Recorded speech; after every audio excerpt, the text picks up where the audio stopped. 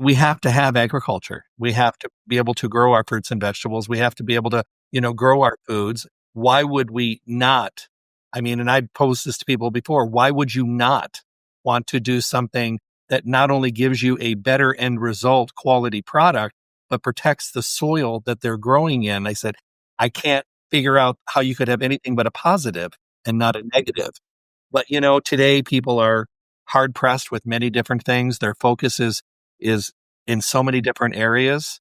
So I think that if we're going to do this, it needs to be a very strong message that's brought out in a very constructive, easy to digest way. Welcome to Care More, Be Better, a podcast for people like you who care about the social impact of conscious companies and everyday heroes.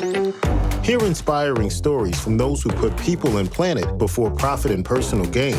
You'll learn how you can make a difference, vote with your dollars, and get involved today. Here's your host, Corinna Bellizzi. Welcome to Care More, Be Better, a podcast for people like you who care about the future of our planet and are ready to do something about it. As of the recording of this episode on July 7th, 2025, I'm thrilled to share that we've already surpassed our goal of planting 20,000 trees this year in 2025. This is through our partnership with forestplanet.org. Now, we've planted 21,130 trees, one for every new subscriber and follower on Apple Podcasts, Spotify, YouTube, and our newsletter, caremorebebetter.com. This community is powerful. I want you to understand that together we are creating real change. So share this podcast with a friend, and they could join the ranks of people that are making a difference like you. Now, the question is, should we continue going, or perhaps we should pivot to support a new cause? I'd love to hear from you. If you have a suggestion, or if you just want us to stay the course, plant more trees, I'm fine with that too. Send me a note to hello@caremorebebetter.com. This is just one way that your voice matters, and your support truly means everything to me. Now, today, I'm honored to welcome a guest who deeply understands the connection between our personal health and the health of our planet, and that's Dr. Jeffrey Burke. He has spent 4 decades in the natural products industry, and he now serves as Director of Education at Kokoro Life, a regenerative organic certified supplement company. You may remember the episode where I interviewed Rick Scalzo, the founder of that company. I'll encourage you to go back to that episode if you haven't enjoyed it yet. I'll include a link with show notes. Now, Jeff is also the host of the Honest Health podcast, a show I was honored to guest on just a few weeks ago. And he's a lifelong educator and herbalist who's here to help us reconnect to the very soil beneath our feet. Let's dive in with him and welcome him to the podcast. Dr. Jeffrey Burke, welcome to the show. Thank you so much. I'm so honored to be here. It's wonderful. Yeah, it's certainly fun to get to interface with people who know a bit about things like regenerative agriculture, soil health, and I know that our conversation is going to weave in and out of some of this today because the choices we make 3 times a day and more sometimes can have an effect on the planet as a whole. Now, I would love for you to share a little bit about your journey and tell us what first inspired you to really dive into herbal medicine and naturopathy more than 4 decades ago. I think I was very blessed to come from a family, my grandmother exactly, who was very much known as the neighborhood herbalist. And I remember starting out with her many, many years ago with picking dandelions and making dandelion tea. And I think she had one of the first bone broth pots on her stove long before bone broth was a thing. And we used to do all kinds of wonderful things. She did poultices and herbal this and herbal that, and just kind of piqued my curiosity very, very young. And when I had moved to Los Angeles after college, I had almost instantaneously met Dr. Earl Mandel, who was the founder of the Vitamin Bible. And I ended up working with him in his chain of stores. And he handed me my first microphone, and I never gave it back. And it was just a wonderful thing to learn from him. And I went on to have my own radio show for 42 years. I was blessed to do over 20,000 interviews with the best minds in the industry. And it was a different time. We didn't get the luxury of face to face like we do now, and everything was on a phone, and it was wonderful. But radio's changed, and this amazing platform has been so wonderful. And after I ended my radio show, I went through microphone withdrawal, and then I needed to do something different. So I started the podcast, and it's a wonderful blessing. I love the industry, and I think that it's become something that we have to become a part of out of necessity, where it seems like when I first started, it was more of like a luxury, and now it's a hands down necessity that we have to at least have our awareness. But I really do think we need to stop, thinking that we can just keep writing checks on a planet where we're not making any deposits. Mm. Now, one of the things that frustrates me most about the natural channel is how much plastic packaging there is. Now, I know that you are an advocate for also working to make products more mindfully, and Co-Grow Life has done a lot in that arena already by supporting organic first and, where they can, with organic certified products as well, ingredients, whatnot. I'd love for you to talk about how you really support this sort of work and why it inspires you. What in particular kind of drives you to push people to understand a little bit more about regenerative health? Well, I think because I've been around for such a long time, I was actually, I think, 17 or 18 years old when the organic movement started. And I remember coming from a small town, farm country in the Midwest. And, that was kind of part of my upbringing. And I think what was interesting is I was so excited when organic actually became a thing. And we had fruits and vegetables and these wonderful foods that had no chemicals, and you bit into them and they just tasted so much better. And it was wonderful. And if you could afford it and make it fit into your pocketbook, part of your family routine, you did it. And I've always searched it out. And what I've learned is that here we are decades later, and those same organic products do not have the pesticides and the herbicides and the GMOs and all that, which is wonderful.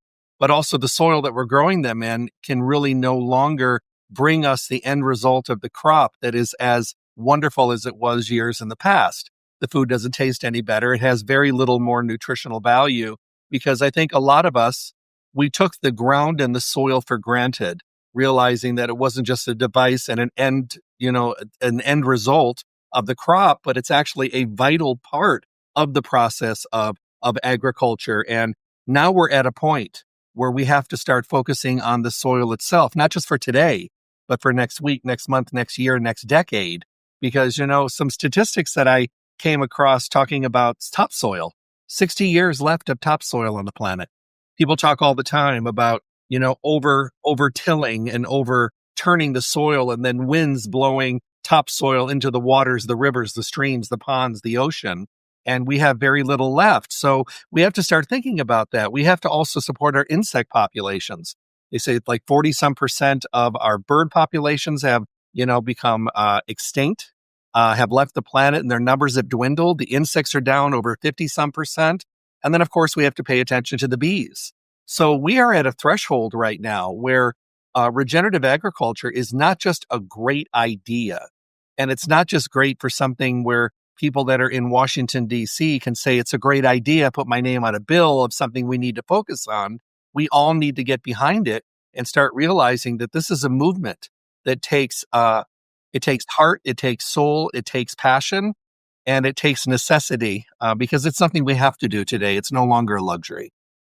Now, I know people are often confused when we talk about these issues because they think, oh, well, what do you mean? It's just the earth underground. How could the soil be gone? Where does it go? Right? So let's talk about plowing for a minute, because this gets us into a somewhat controversial arena, in part because regenerative organic certification allows for some plowing, in part because USDA organic, often what farmers will do to make sure that they are able to retain their organic certifications is that they will use plowing for weed mitigation, especially when you're talking about row crops. So, and grains and things like that. So the question becomes like, which basket am I going to put my eggs in? Am I going to plow and have that, rock certification, regenerative organic certification? Or am I going to use some pesticides that may not be approved by USDA organic? Um, I'd love to know your thoughts on this. Well, I think what's interesting is if you've ever done any research on regenerative agriculture, you will realize that by utilizing a non-plow method, you are able to sustain the topsoil, but you're also able to keep intact things like the microbiome of the soil. We all know the microbiome of our body and our gut. And, if you've done any studying out there, you've learned about the two brains, the brain in your head and the brain in your gut with your very healthy microbiome, keeping that system in order. It's the same kind of process when we're dealing with the microbiome of the soil. The healthier the soil from the ground down is going to be the actual calling card of the end result, which is going to be the health and the quality, as well as I guess I should say, the density and the quantity of the crop. Now, it was quite interesting when I had talked with Rick at the very beginning. He talked about, his turmeric crop. The first year he grew it certified organic. He said it was a beautiful crop. It was very healthy and beautiful. And over the next 2 years, as he transitioned and become certified regenerative as well, he was able to follow the regenerative methods of agriculture. And he said the thing that he noticed more than anything was the beauty of the crop, but also the quantity of the crop. His crop was 5 times larger than it was when only certified organic. And that was something that's important. If you think about this on a world scale, our birth rate down in the United States is dramatically down for many different reasons. But around the world, the birth rate is up in many countries around the world. We have mouths to feed, and we have to make sure that we're able to feed these mouths healthy food, but food that can be sustainable and food that can be beneficial to our bodies and our health and our well-being. And the idea of farms being able to kind of switch over to regenerative methods and become regenerative certified agricultural farms, it helps both. It helps the people because we're getting more crops, we're getting healthier crops, we're having more nutritional value in these crops that we're consuming. But at the same time, it's increasing, the bottom line for everybody along the way. It's very beneficial from top to bottom. But I really feel that protecting the soil and putting out crops that can feed and nourish the masses is something that is so absolutely important. And hopefully getting on some kind of a bandwagon where we can do initiatives for farmers to be able to switch over and get away from these chemicals, because there's many places around the world that have outlawed many of the chemicals that are still being used in this country, and we are still using them. I know why they're using them. I mean, I understand weeds and bugs and pests and all that stuff. I understand it, but I think it's time for change. We've made changes in many other areas. This is one that I think we need to do. Yeah. Well, when we put our minds to it as a species, we're able to come up with some incredible solutions. And I just feel like we've gotten really lazy here. Now, I want to step back to something that you said earlier. How do I mean by that laziness? I want to say this again. I really feel like just the broad application of pesticides is a very lazy method to manage your land because it has a very predictable effect, right? But then it's also very costly. And it's costly not just in the expense of buying it, but also costly to our environment, to our water tables, to the insect populations, to the bees and to the birds that would rely on them. These natural pollinators are limited then, and also the birds that would snack on these like insects around, there's a reason these things are happening together, right? So I think that's important. But I want to step back to this connection on soil-based organisms. Now, you didn't say soil-based organisms specifically, but you mentioned the microbiome. And you and I have both been in this industry long enough to remember the swift rise of Garden of Life with Jordan Rubin's stories about essentially taking these soil-based organisms and consuming them in a capsule or tablet form. Because guess what? So many of our microbiomes have been thrown dramatically out of whack. Anytime that we take something like a antibiotic, anytime that we consume alcohol, anytime that we consume products that are ridden with pesticides, we also damage our microbiome. We have to understand that we have actually more non-human cells living in our bodies and maintaining our health than human cells. And a lot of those pesticides will damage those. So to achieve optimal health, we need something different. Now, if we understand that people can return to better health through doing something as simple as eating specific microbiome, soil-based organisms, like basically eating dirt, then how better to get all of those wonderful microorganisms into our systems than by eating a plethora of fruits, vegetables that are organically and regeneratively grown? I just want you to speak to this for a moment and offer perhaps your words of herbal wisdom. Thank you. And I loved yours as well. Thank you. I think we have to remember, there was a time when I would always hear, and I think many of us heard, we were growing up, you are what you eat. And that's something we kind of all held on to. But it's changed. Now it's you are what you can absorb and what you can digest and what your body will process. Our bodies have learned how to make the best out of a processed food diet that we gravitate to because the food manufacturers have made really terrible food taste really good. And we gravitate toward it and we crave it. And it's become part of our everyday routine. But the thing is, I think because our palates have changed so dramatically, I think that we lost the foundation of eating at basics and living on the basics that we really need for our bodies to run on a very, very high level of activity. I think a lot of us have just not realized the benefits of getting back to nature and getting back to the foundation. I stopped at a farm when I was in Pennsylvania a couple of weeks ago, and it was a small little regenerative farm, and things were just starting to grow, and they had a little roadside stand, and I stopped there and I loaded up, and I literally sat in my room and ate some of the best tasting vegetables and fruits. And, sometimes we forget how amazing these crops can be if we go the extra step to protect the soil that it grows in and protect the crops that we are growing, and then benefit and then eat these foods and make them a part of our everyday staple routine diet. But we don't. We've gotten so comfortable with eating the food thrown through the window of our car at a drive-through, or eating the very fast, easy to process foods in the grocery store. My grandmother, one thing she always taught me, she said, try to shop, and this was a long time ago, try to shop in the aisles in the store for the foods that actually look like food. And this was the very beginning of processed foods. And I've learned that. And now today I tell people, shop the perimeter of your grocery store. Your vegetables, your fruits, your protein, your chosen dairy and or bakery goods and breads if you choose. And everything in the middle is where all the processed foods, all on the end caps, all just waiting there to make it easy and be reconstituted at your home. But if you take the time to choose your fruits and vegetables and make them a part of your diet, you can substantially change your health and your well-being. Because what are some of the biggest problems we have today? Digestion, indigestion, heartburn, bloating. People are all on these medications that not only suppress the acid that we need to be able to digest our food, but we're not doing anything to support what our body is still not capable of doing.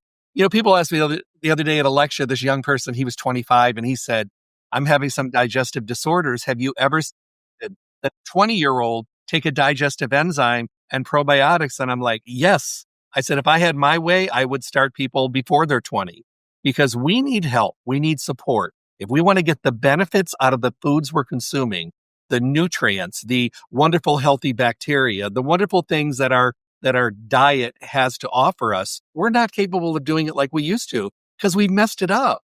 And now we have to support it. And it's not like you take an enzyme when you make a mistake for life, just because of that one time. We've been perpetually ruining our digestive system. So we need to support it. A regenerative diet from a rich soil, from a planet that gives us what we need because we're giving it what it needs to give it right back to us. And we're supporting this soil that for the longest time was just dirt in our minds. You're done with it, you till it, you wait till the next season. This is a year-round process when you have regenerative farms to make sure that you are nutrifying the soil. And that's everything from crop rotation to green covers to hold the soil in, to help with carbon drawdown, mitigating that wonderful carbon back down into the soil where it belongs, having these wonderful green belts in between the crops so that you can have this wonderful balance and hold in moisture and deliver these beautiful, beautiful, crops, but also giving back to the soil. Yes. Well, you've said so much there that I could stop on and dive into. I want to mention just a couple of things. One is that, food that looks like food is a really key thing to remember, because if you're constantly saying something like, oh, well, I've gone vegetarian, so I'm going to do a Boca burger. That's going to be my meal. Well, what is in the Boca burger? It's still got processed things in there. It's got other grains. Some of them you can identify. It might have like something like black beans and rice and quinoa and some other things like that.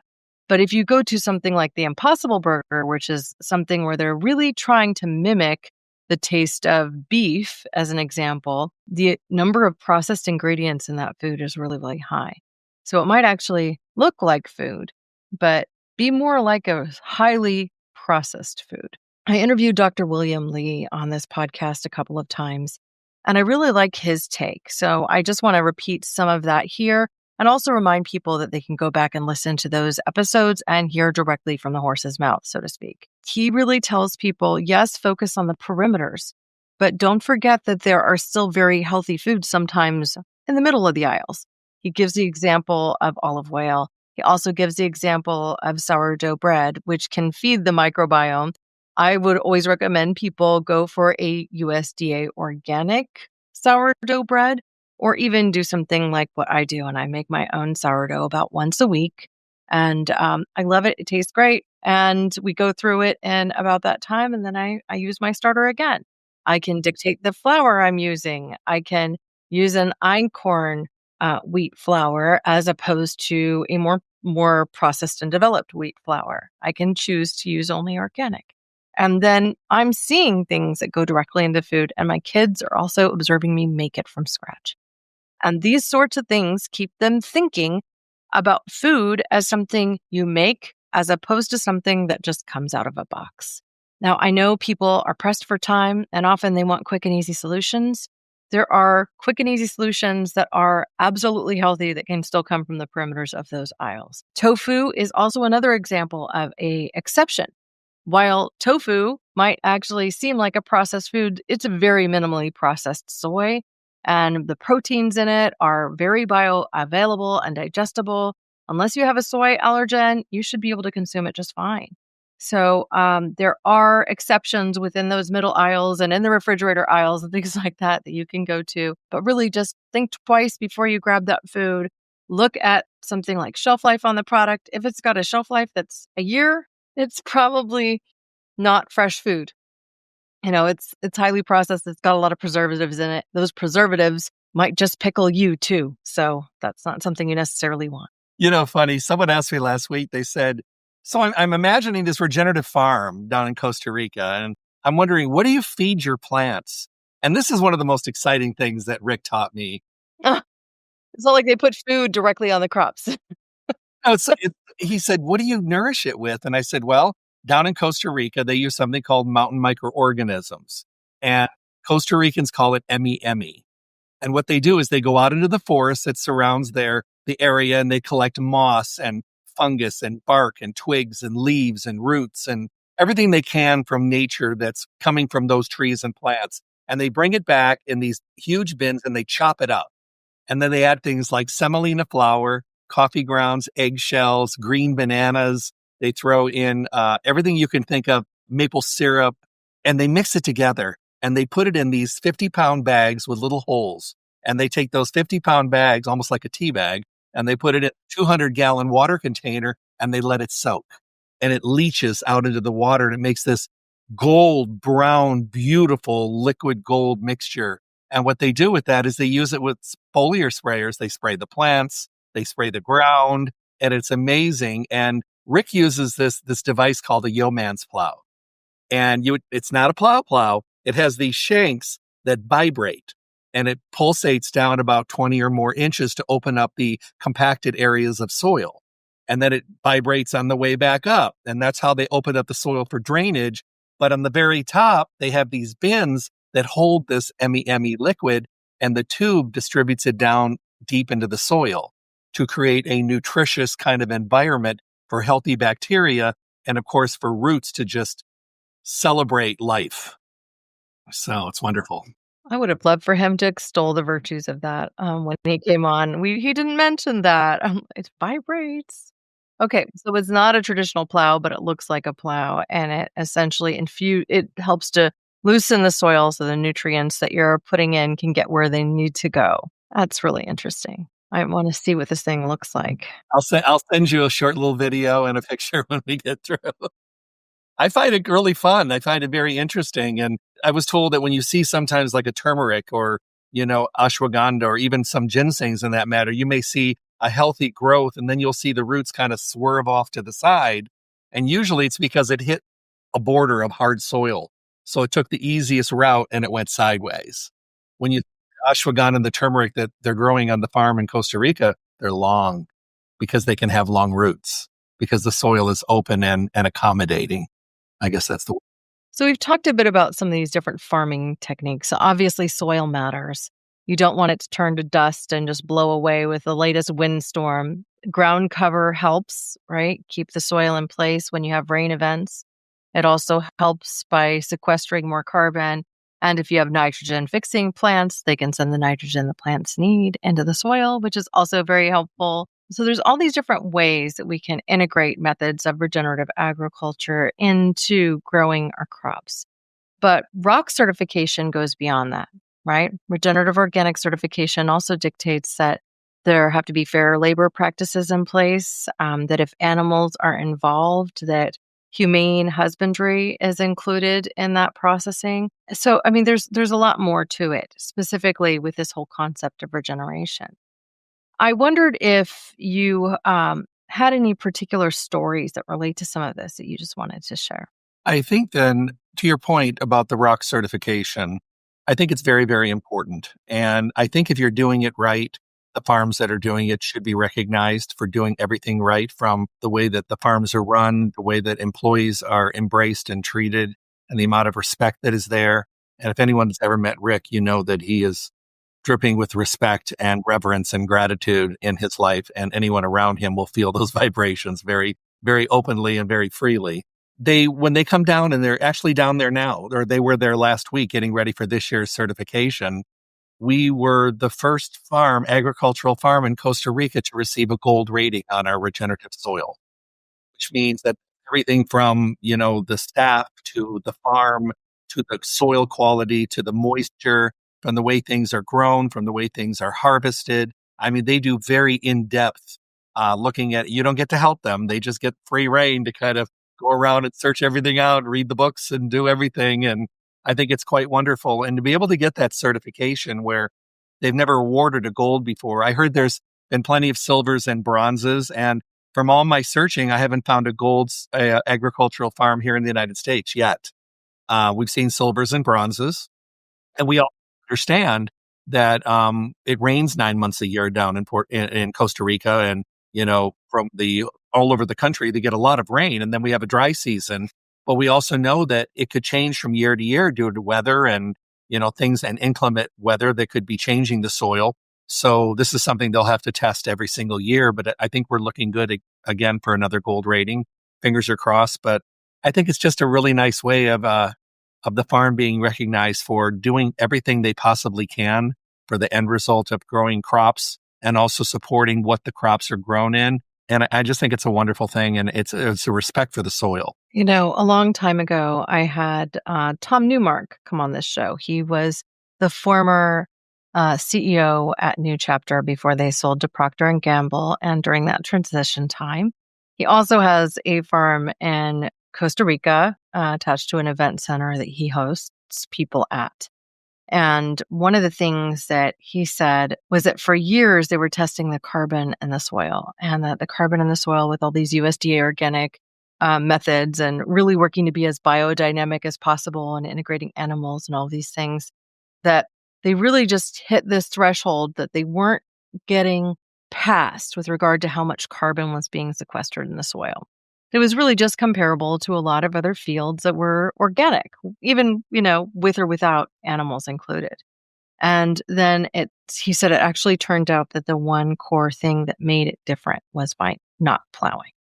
And so they got to a level where their carbon levels in their soil at Finca Luna Nueva, I think that's what it's called, that their carbon levels are comparable now to that of the forest floor, the jungle floor, which is incredible.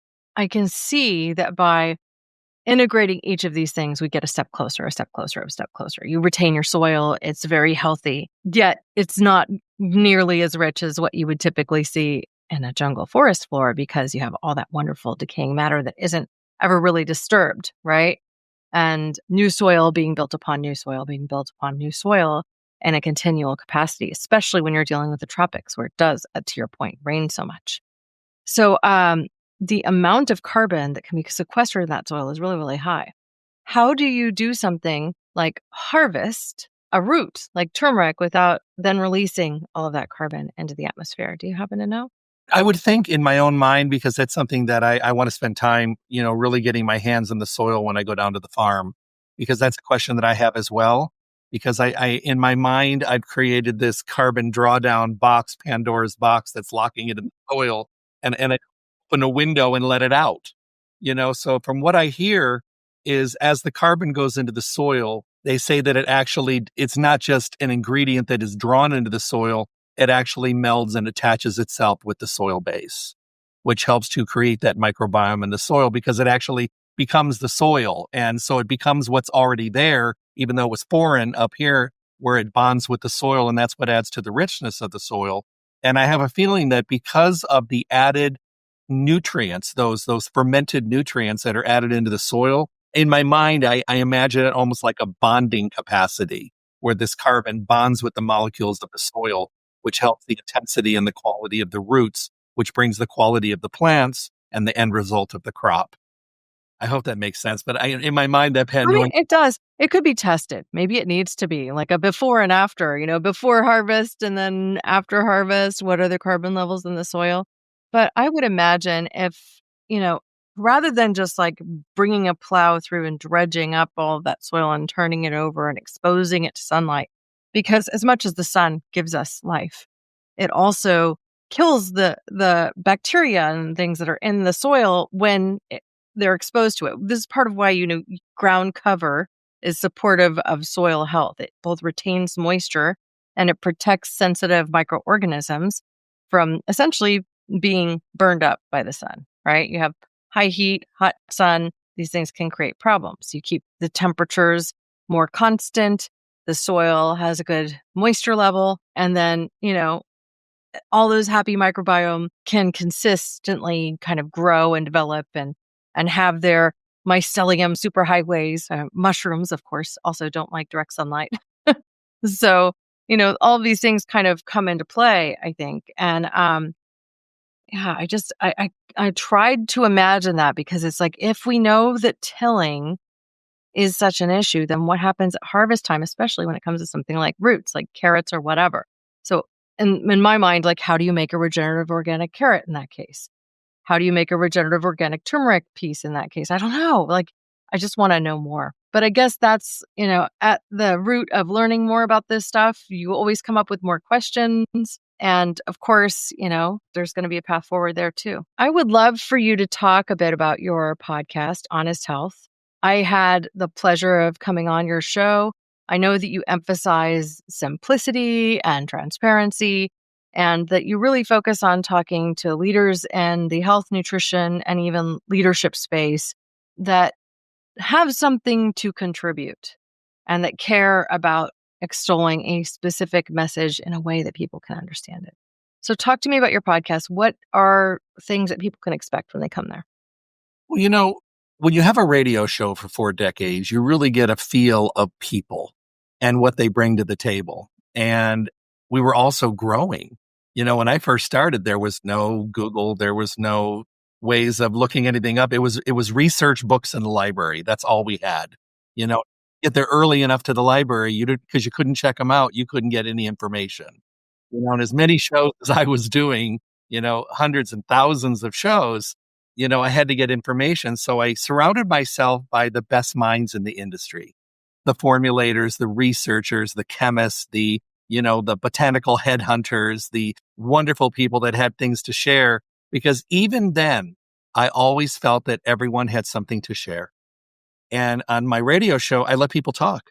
I wanted them to be there to talk. It wasn't about commercials. I didn't do those.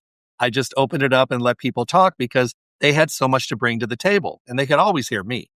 So I wanted other people to be able to come on there and talk. Now with the podcast, we get this wonderful interaction because we get to see each other, which is how wonderful.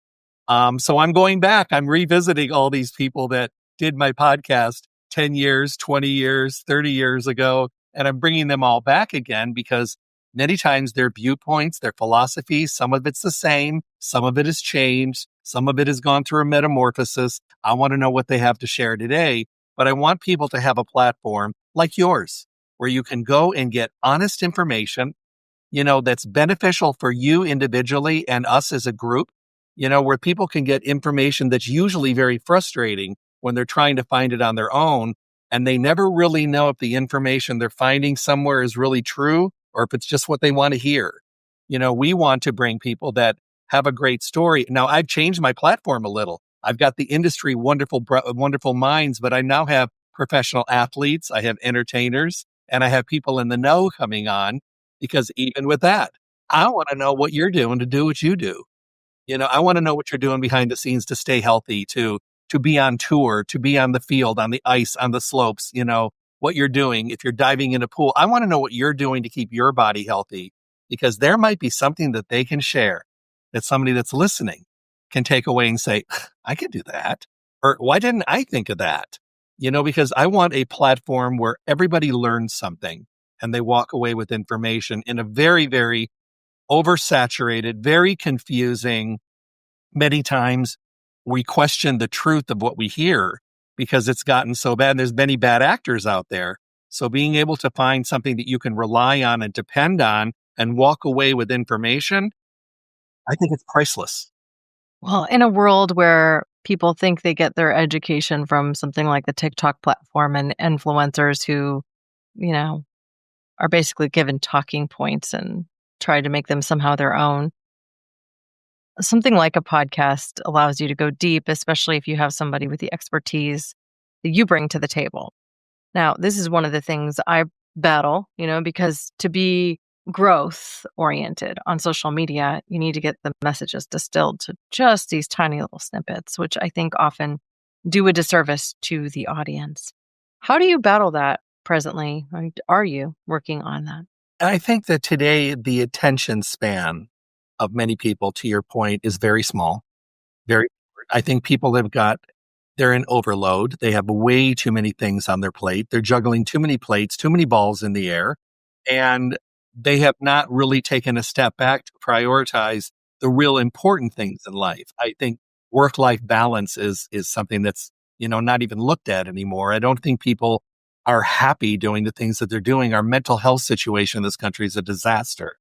And I think that the pandemic brought a lot of that out where people that for the longest time suffered in silence and now they're being a little bit more open. And we have people in our lives that are going through this. And I just tell people to be present, to be there in their lives and be that support system when people need it and read the signs because the signs are there, but at the same time, I just think that we need to make sure that information is to the point. I think it needs to be honest. I think it needs to be something that people are trying, that they're very interested in. Everybody wants to feel good, look good, be good, live long, and do all these wonderful things. But when you start doing the list of things that you may need to do to get there, it's like the communication and the shutdown happens. They want it, and I would like nothing more than to wave a magic wand for them. But the work has to be done, and I think that's where the separation is. We know what we want. We know what it's probably going to take to get there. But we don't want to do all that to get there. We've learned instantaneous satisfaction, instant gratification, and all those things in our life today. And the things that are really worth fighting for, that really give you the best life in the world, are the things that take work. And I don't think a lot of us are willing to do the work. And it's very sad. Do I think it's getting better? Oh, I hope so. No. I'm hoping so. I mean, Jeff, look at Ozempic, just as an example. People want a magic bullet. It's not getting better. I get really irritated by whatever the latest trending supplement tends to be, just because it then creates this seeding ground for misinformation because people who are ill-equipped to really understand nutrition as a whole are out there on TikTok doing 1-minute videos to try and get you to buy something that probably won't do you any good. I wonder if you have thoughts specifically about, let's say, supplements that you recommend that are in your tool shed and those that you think people should avoid? I think we need to put our mind into basics, the basic nutrients, and then make the trunk of our tree of our nutrition the foundation nutrients. And then the branches are things that you can bring in for your individual situation. I get asked this a lot. And I mean, I do take a multiple vitamin, but I don't rely on a multiple vitamin. I'm kind of like putting the rebar down inside the cement so that I can build walls, is what I'm doing. But I do take a methyl B complex. It's been very important to me. I do take omega 3s every day. I've been doing that forever. And I know that's a wonderful wheelhouse of yours. Thank you for what you've done for that industry. Thank you. I'm a probiotic person, which I think is important. I've been taking digestive enzymes since I was 20 because I've never had a good gastric digestive tract, but I take it every day. I take magnesium. I take vitamin D, and then I have my herbal profile that I love to dig into as well. And I'm a mushroom person. I've been doing mushrooms since they weren't cool. I remember I did 20 years worth of radio shows on mushrooms and no one was getting it. And it was like they were tuning me out. And I would end my show and I'd be like, they're just not getting it. There was so much information. Over the last 3 or 4 years, mushrooms have like exploded. Now everybody is looking into them and they're understanding them and they're asking questions. So that's great. But I think that there's a lot of things that we have at our fingertips that can make our life better. On the other hand, I stay away from whim products. Stay away from something that you heard about somewhere that sounds too good to be true, because it is. I guarantee you. And if you are putting an end goal of your health into something that is more faddish, you're wasting your time and your money. And you could actually be doing something that's more harmful than helpful. Go to a local health food store. Go talk with people that have been in this industry because they're passionate about what they do. Have a conversation. Don't just read a little quick thing somewhere and try to change your whole entire health without having a conversation. They love to have a one-on-one conversation. And I hope that people will take the time to do that. I do see a lot more people going back to health food stores. And I'm seeing a lot more people initiating conversations than I have in a long time. I'm not sure if you feel the same way, but I kind of do, because I'm out there, 3 weeks a month now. So seeing a lot. Yeah, I was just inspired to go look at the Dr. Dean Ornish study again, which came up when I was on your podcast. We were talking about brain health. And he recommends a predominantly vegetarian diet to reverse the signs of early Alzheimer's. So not necessarily early onset, but just your early symptoms. And I think almost every vitamin that you mentioned was in his toolkit as part of that. So I'm going to go pull that out, whether or not it's actually called Effects of Intensive Lifestyle Changes on the Progression of Mild Cognitive Impairment or Early Dementia Due to Alzheimer's Disease, a randomized controlled clinical trial. This was published in June of 2024. And the full study is available online. You don't have to pay for it. So I will just include a link to this with show notes. Before he gets into the very final section of this article, they actually provide the complete vitamin list that they recommend, and it really comes close to echoing yours. So if anybody here is interested or concerned, or perhaps has a family member that might be battling dementia or Alzheimer's disease who happens to also be in early stages, understand that there are lifestyle and dietary changes that can be made to even reverse the onset and improve cognition without drug intervention. Because drug intervention really doesn't work for this particular thing. It can delay a little bit, but they're buying people maybe months, not years. And with something like this, a comprehensive diet and lifestyle change, you are actually seeing really incredible shifts. So at any rate, I love this study. Obviously, I bring it up from time to time, but you can download the full PDF and I will provide that direct link here. It's published in Alzheimer's Research and Therapy. And it was June 7th of 2016. So 2024 rather, sorry, which is just 1 year and 1 month ago. Have a passion about brain and cognitive functioning. My grandmother had Alzheimer's and dementia, and all 7 of her brothers and sisters had it. So it's in the genetic bloodline. Does that mean I'm genetically predisposed? Possibly. But there's also a lot of things that I have been doing for a very, very long time to challenge those restrictions that may be tied to my genetic code. My mother is 90 as of last week, and my mother still reads a book a day. This is the most amazing person. Her body is letting her know her age, but her brain is not. So she's amazing. So I just think that there are things we can do. I heard a study last week. It says the best thing to do when you're older to create new neural pathways in the brain is to learn a musical instrument or a language. And they said, throw the crossword puzzle book away. That's just a way of keeping you not bored. But start learning a language or learn a musical instrument. I thought that was quite interesting. I'm actually looking at the study now. It's on page 5 of the study. They go into supplements. They did omega-3 fatty acids with curcumin. You could, of course, take those 2 things separately. It would still work just great. Multivitamin and multimineral, coenzyme Q10, vitamin C, vitamin B12, and this was a methylated form, magnesium L-threonate, that specific form. And here we get into the mushrooms. Hericium arenaceus, which is lion's mane. Super Bifido Plus probiotic, which is biflora. The only thing that you mentioned that is not on there is digestive enzymes. They don't mention digestive enzymes. And the reason I mentioned it is because I feel that most of us don't have the capability today any longer to get the benefit of our food and sometimes the benefit of our supplements. So I put it in there as kind of an insurance policy to make sure what we're using and putting in has the possibility of getting to where it needs to be. That's where I come from. Yeah, absolutely. And I know that your work with Cocoa Life, you guys have a turmeric. You have several, actually, because you have the powdered beverages as well, which I've been enjoying. So there's some that can be got there. And of course, Orlo Nutrition for your omegas, especially if you're worried about having it absorbed, or if you don't like fishy burps, or if you don't want to use fish, you can use algae, direct source of EPA and DHA, with 3x absorption over fish oil.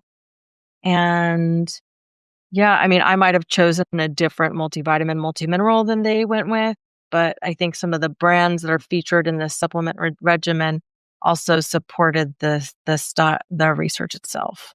So, that's likely what happened here.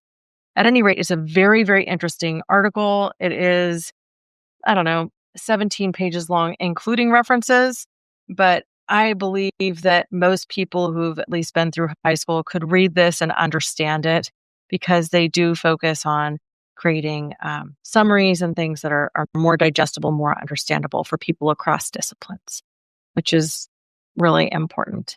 So at any rate, Dr. Dean Ornish's work, if you're concerned about brain health, I always want people to look there. I would love to, in this kind of closing phase, learn from you if you have any perspectives on the future of regenerative wellness in and outside of the United States, and just hear if there are any particular reflections that you'd like to share with our audience. I think that sometimes as a human race, when we are pushed to the wall, we sometimes respond to things a little bit better, maybe a little quicker. But I do see an uphill struggle with anything that we're trying to change on a mass scale.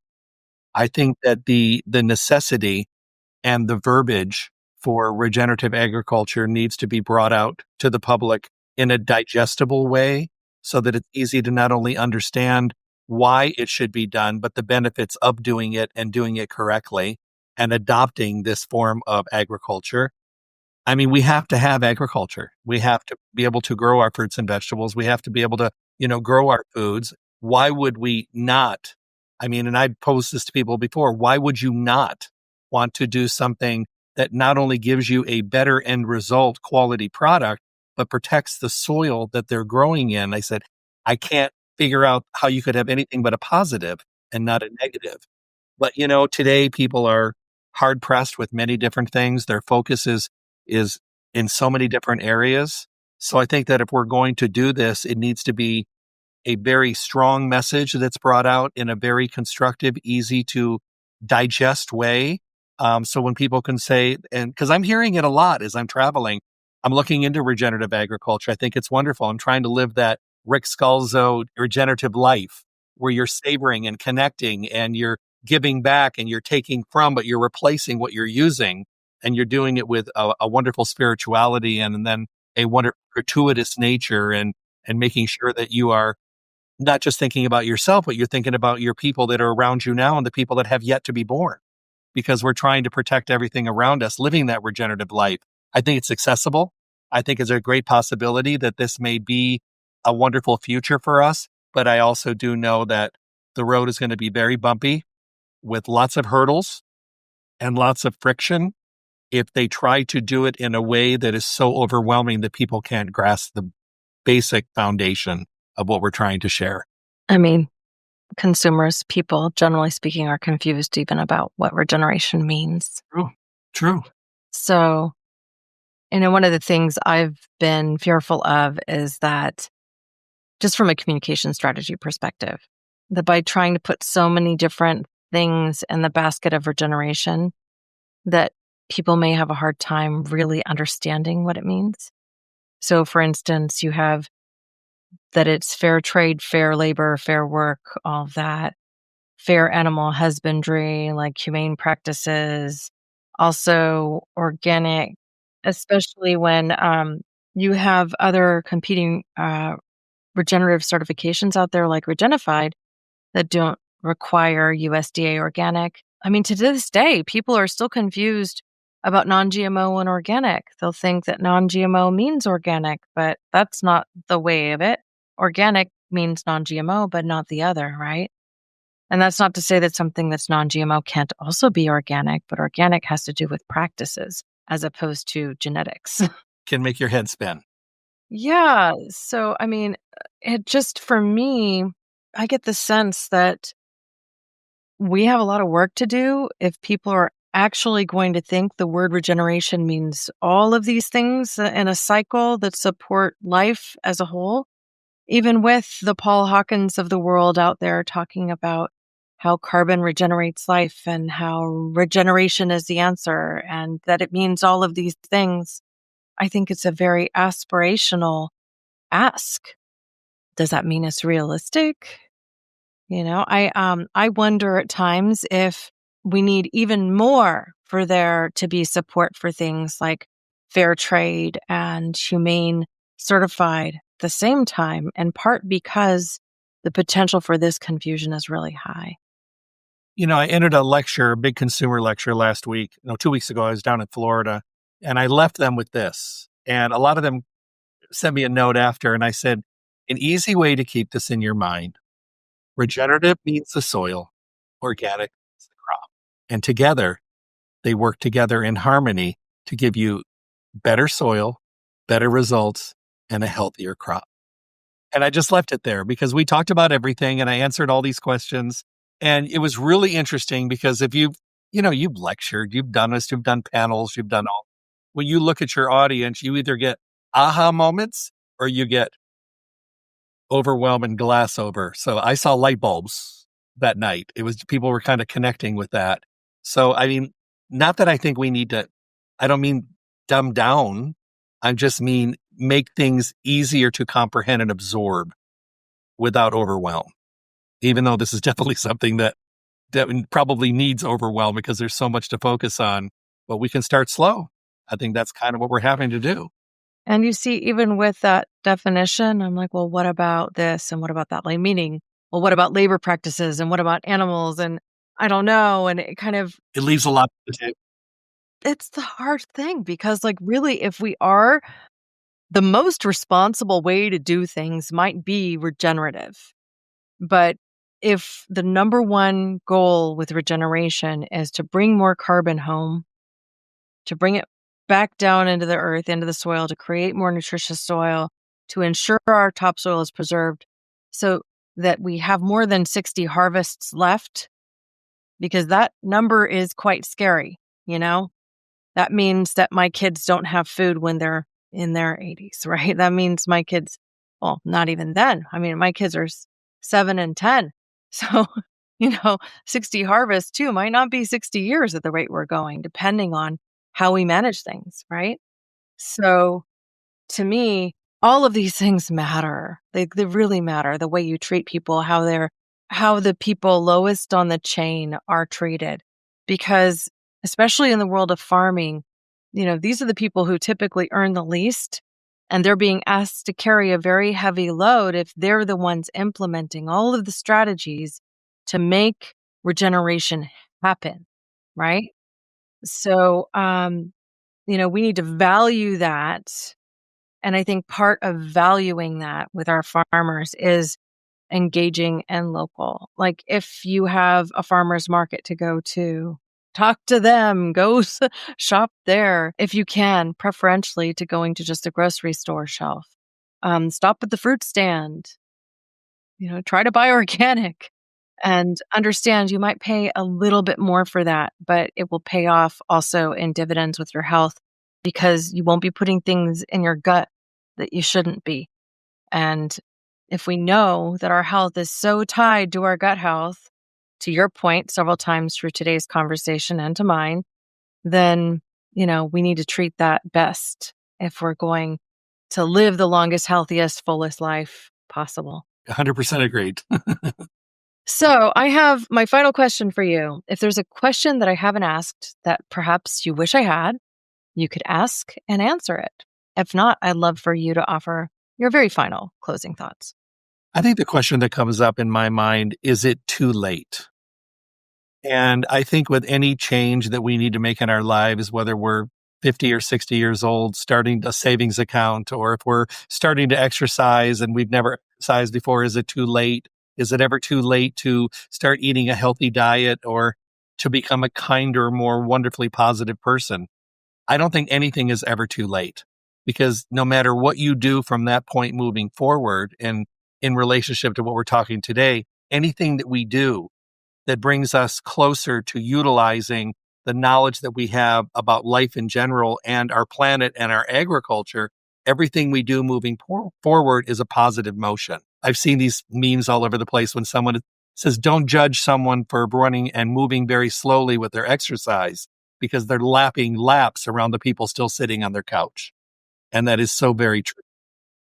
So do I think it's too late to make any kind of changes in our life or our environment or our planet? No, I don't. I just think that we just need to start and moving forward and then start to create a difference, make a change, and then be able to enjoy those changes. And hopefully that the changes will be noticeable enough and that people's impatience will not overwhelm them to the point where they don't stay focused long enough to enjoy the fruits of their labors.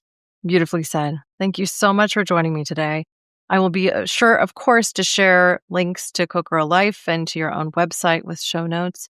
I invite you to come back anytime. I really enjoyed our time together today. Thank you. Absolutely wonderful. What an honor. Wow, what a treat. Obviously, from my seat, you get to see a different side of me during these interviews where we really touch on health and nutrition. It's the field I've called my home for the last, should I admit it? Well, since 1999. Thank you all so much for tuning in to this episode. I hope that you're walking away feeling more connected to your health, to your soil, to the earth beneath your feet, and to the regenerative power that each of us hold. If you enjoyed today's conversation, be sure to subscribe, follow us on your favorite podcast platform, and if you do so on Apple Podcasts, Spotify, YouTube, or really wherever you're listening to this, you'll be among the first to receive a notification. And if you're not already part of our email community, I encourage you to head over to caremorebebetter.com. Remember, for every new subscriber and follower, we're planting a tree through our partnership with forestplanet.org. As of today, we've planted already more than 21,000 and surpassing our goal already with only half the year done in 2025. But now I really want to hear from you. Should we keep this momentum going and plant even more trees? Or would you like for us to support a different Earth First charity? Drop me a line at hello@caremorebebetter.com to share your thoughts. Your voice helps shape this community. And remember, if there's a topic that you'd like me to cover or particular guests that you'd love for me to feature, please always reach out that way too. hello@caremorebebetter.com. Together, we can regenerate this planet, one choice, one connection, and one conversation at a time. Until next time, stay curious, stay kind. And as always, remember that when we care a little bit more, when we show love, we can create a better future, one step at a time. Thank you. Thanks for listening to Care More, Be Better, a podcast for social good. To make sure you never miss an episode, subscribe, rate, and review wherever you listen to podcasts, and share with your friends to help us reach more people and spread more social good.